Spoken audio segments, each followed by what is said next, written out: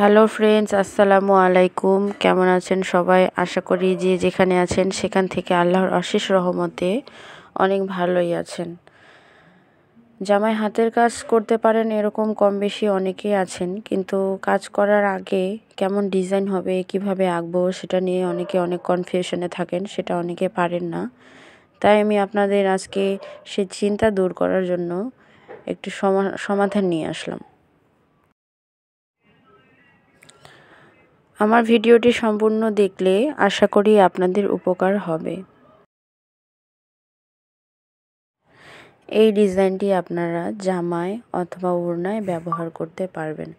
আমি আপনাদের দেখিয়ে দিচ্ছি কিভাবে খুব সহজে এই ডিজাইনটি আঁকা যায়। সম্পূর্ণ ভিডিওটি ভালো লাগলে আমার চ্যানেলটি সাবস্ক্রাইব করবেন এবং লাইক দিতে ভুলবেন না।